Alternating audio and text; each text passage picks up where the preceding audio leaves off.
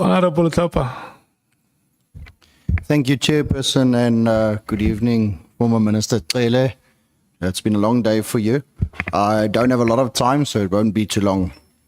I want to go back to Kat Matlala, because it seems with the interactions we've had over the past few days and what you read in the media and in the testimonies, it seems everybody had some interaction with him in some form, way or manner.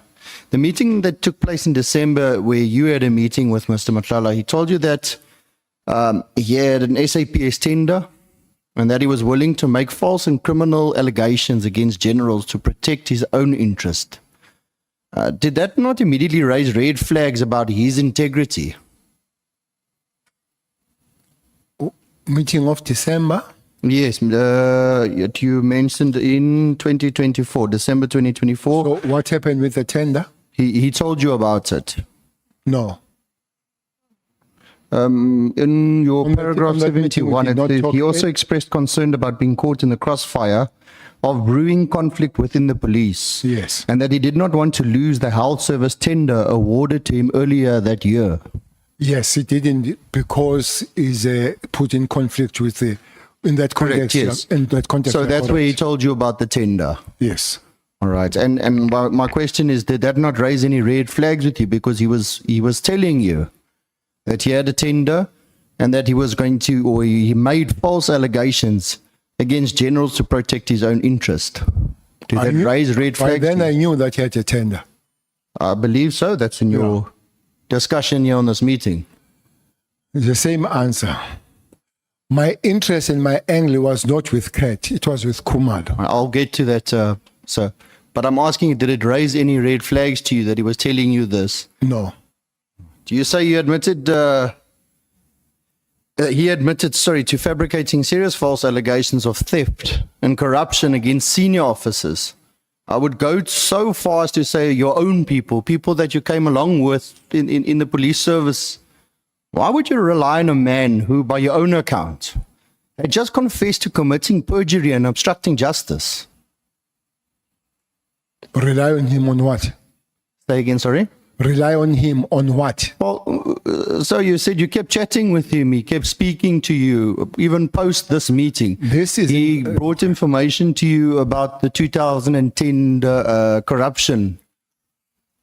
I'm not relying on him, I see. I see the things that are sent to his cellular. I'm not, his message, I'm not relying on him. He shows me the thing that is not supposed to have, that are sent by either the minister stroke Mohotsi in preparation. So I don't just hear him, I see it.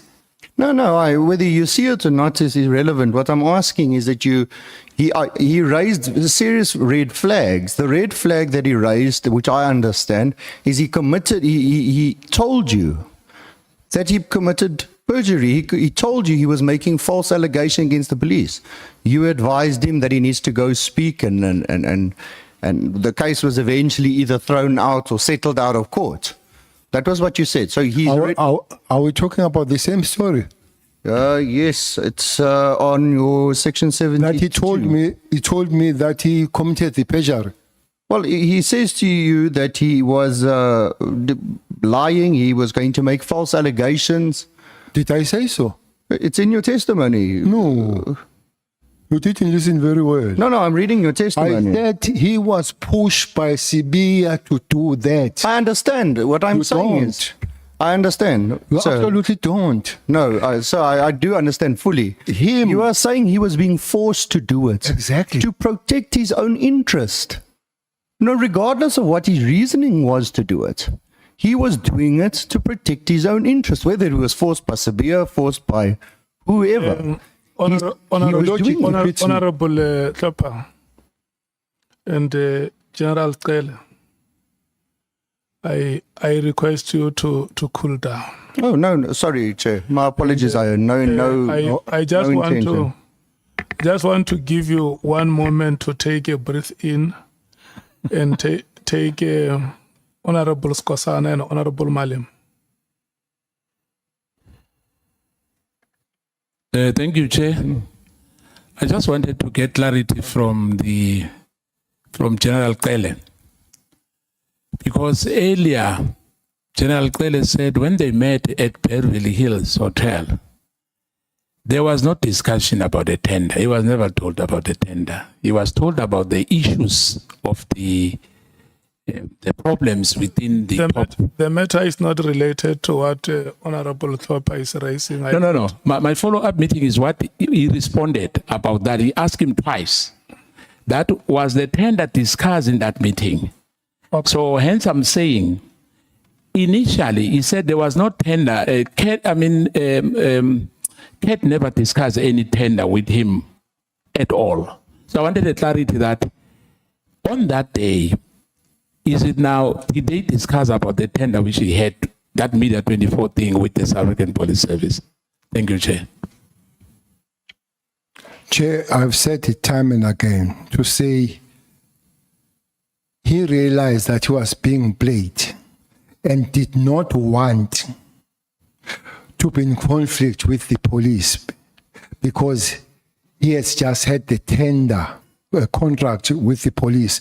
So he did not want to fight the police, especially on the false pretense that he arrest that Khumalo must be arrested after he has been told by Sibia what to write so that it implicates Khumalo. I'm saying it's the same answer. There was never a time when he sat down and write the statement against Khumalo. Sibia, according to him, comes to him to say, look, let's implicate Khumalo on this one. Add that it was not just the raid, but they have stolen. So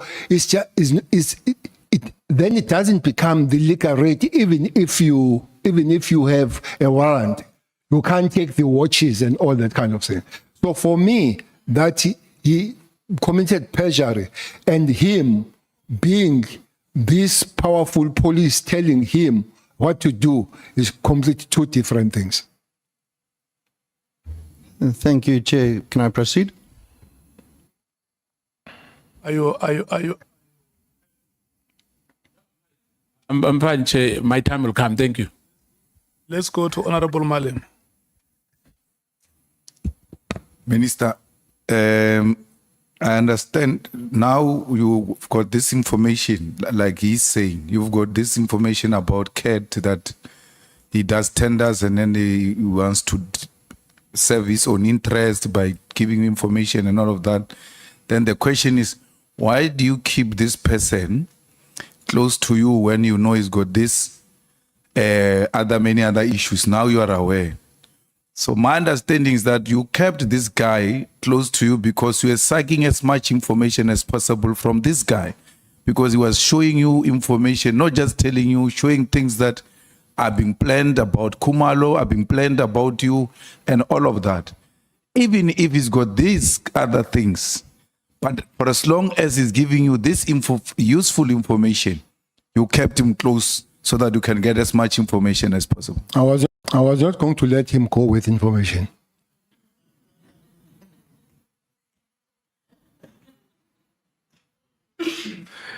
Thank you so much. Honorable Klopper. Thank you very much, Chair. Please proceed. I will proceed. And apologies, was no heated moment. I think I just speak loud on this mic. No, it is human, don't worry. Thank you, Chair. Well, you basically answered the next question, sir, because I wanted to ask, wouldn't that make him a potential criminal collaborator rather than a reliable source? But you said you would keep him around for that information. So despite all of this, you've stayed overnight at his penthouse.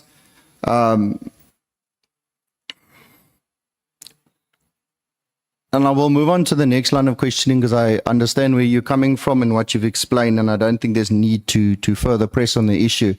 I would like to find out, when you left office in June 2024, was the PKT funded? Was it funded? Was it properly funded? Well, Commissioner can answer that better because the funding of operations and all that is not the ministerial issue, it's an issue of the accounting officer. I understand that Minister Mchunu had claimed that the PMFI was breached because the extension of the PKTT was never granted. And if I understand your version correctly, you say that is not the case. Well, he's lucky to know that. Pardon me? He's lucky to know that. What I know is that the life of political killing task team was continuing, and I know that there was money requested and the less money was given with the advice of the CFO. But remember, in companies, there is a CFO and there is an accounting officer. At the end of the day, the rest of it doesn't lie with the CFO. It lies with an accounting officer. If the accounting officer sees the matter that should continue, we'll sit down, and I'm very sure that the accounting officer, who happened to be a commissioner, they did talk with the CFO.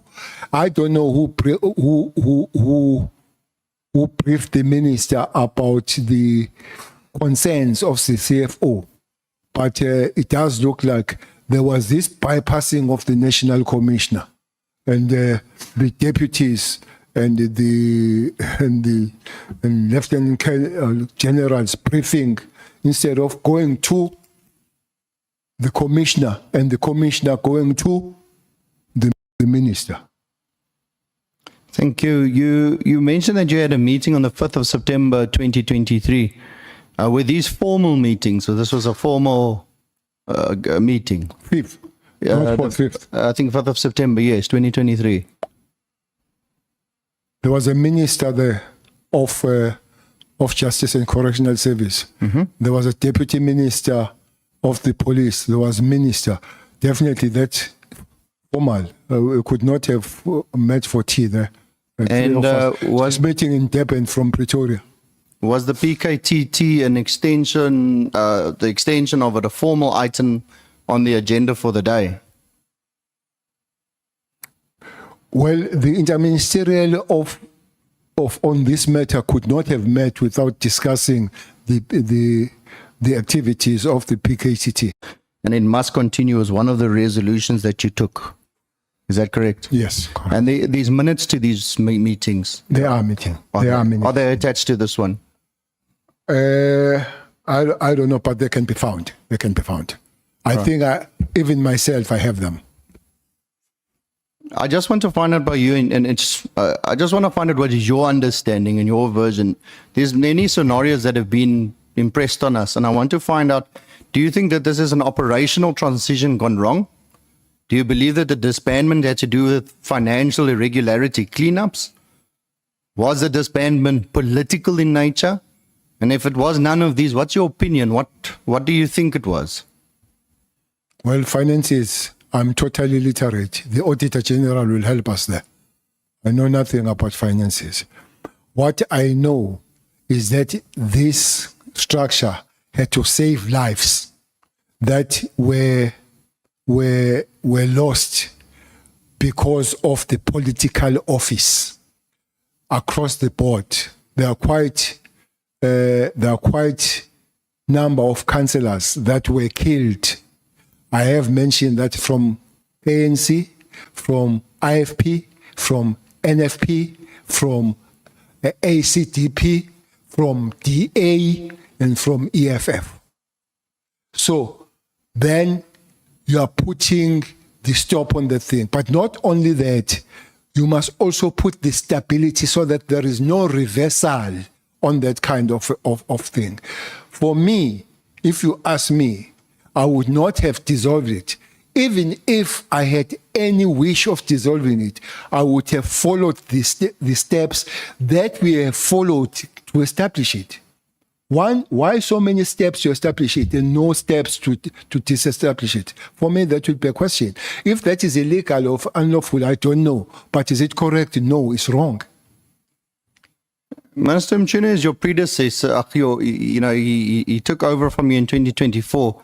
And when you were speaking earlier, if I understood you correctly, Minister Mchuna never contacted you after you briefed him. I think you spoke about a 3-hour meeting. You said not even once. Is that correct? You didn't talk again after that? Not once. Right. And then in paragraph 50 of your statement, you say you attempted to discuss the disbandment of the PKTT with Minister Mchuna. That was, I would take it after the disbandment, somewhere in January. Yes. And I think you were discussing the Mary de Haas letter, I think, and he told you to stay out of the matter. Is that correct? That could not be the words, but I was told that the disbandment resolution will continue. Whether those letters are not there, and it's not going to discuss those letters, but the resolution will continue. All right, thank you. I just want to find out, you mentioned in your statement also that you appealed to the president on the 8th of January to stop the directive or hold the directive to dissolve the PKTT. Correct? No, I couldn't instruct the president. No, not instruct. You spoke to him. I couldn't tell him. Have you ever spoken to the president? I can imagine telling the president. I requested the president that if he could facilitate the meeting, maybe he has a way that this disbandment is halted until 3 of us, him, Mkun, myself, have a meeting, or he facilitate, because I felt, reading the letter, honorable member, I realized that the genesis, the starting point of Mkun was wrong about 2019. There is no 2019 in this thing. By Murane Commission, there is no commissioner. So I thought it could be a space of taking him through what really happened.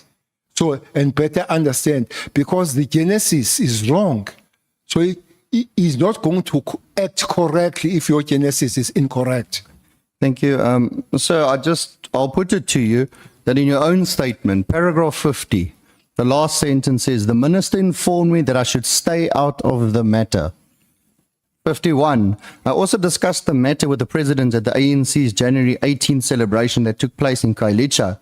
I asked the president to ask the minister to stop implementing the disbandment of the decision. That's what I asked you now, and you said...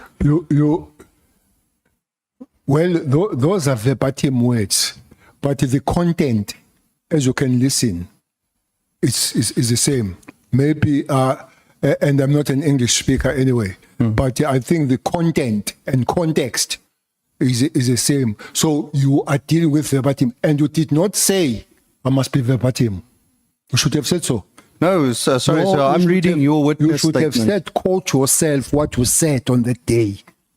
No, And sir, then I'm reading your verbatim. witness statement as what you gave it to us. That's what I've got in front of me. It's all I can rely on. And I was but not- it's fine. I respect your answer. I'm not arguing your answer. I'm just reading what I can read here. That one is very clear. If you want me to be verbatim, say so. And you go and say, read at that particular place. I was not told to be verbatim. I was asked to give the context and the content. And I did so. Thank you, sir. Verbatim, yes. Thank you, sir. But now you've consulted and attempted to consult with the minister and the president, is what your statement says. I asked the following question, and I say I ask this with respect. Is this not similar from ruling from the grave, as you put it earlier on? I don't have a grave. No, you said you don't rule from the grave. And I'm asking, is this what you were talking about? I don't have a grave, so I can't rule from the grave. Thank you. You've answered correctly. Thank Thank you. you.